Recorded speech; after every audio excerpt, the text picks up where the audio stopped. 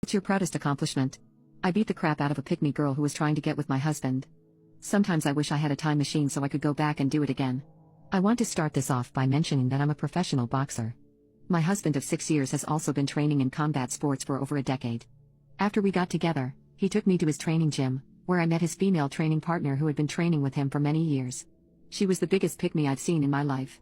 On the first day, I stood quietly in a skirt watching them train. She came over and warmly asked, "Why don't you train with us?" He likes girls who are into sports.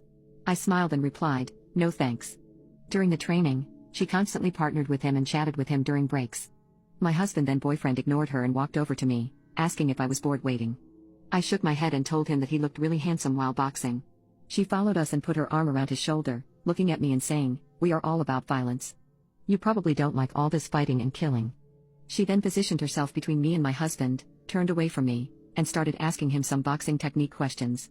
My husband was getting a bit annoyed at this point, but he didn't want to be rude, so he told her they could discuss it later. After the break, she turned around, seeming to notice me for the first time, and said, "Ah, I see. You probably don't understand what we're talking about and find it boring, right?" I remained silent with a cold expression on my face. Later, my husband decided to change partners. During the break, she exaggeratedly said to me, "Are you really jealous of this too? It's just a normal training process. We don't mind male or female partners. We've been training like this for over a decade, don't be petty." I was getting infuriated, but I couldn't find the right way to confront her. A couple weeks later, we saw her again at the supermarket. She once again pushed me aside and latched onto my husband, chatting incessantly. I made the decision to walk away, and went to buy some snacks. My husband finally broke free from her, saying he needed to check on how I was doing. She trailed after him, spotted the snacks in my hands, and exclaimed, "Oh, how can you consume such junk food? You know it'll make you fat, right? A girl like me would never be caught with that in her hands. We, as boxers, maintain strict discipline and never indulge in such stuff," she added. I replied, "I take pleasure in eating what I fancy."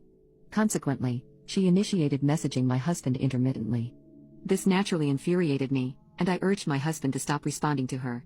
Feeling somewhat helpless, he remarked, "She's asking about training techniques. I can't just disregard her. We've shared a team for several years now. Every time she encountered me at the gym, she made it a point to announce, our messages revolve solely around training. Don't stress about it." During training sessions, she had the habit of clinging onto my husband, touching his shoulder and waist, while claiming she was correcting his training movements.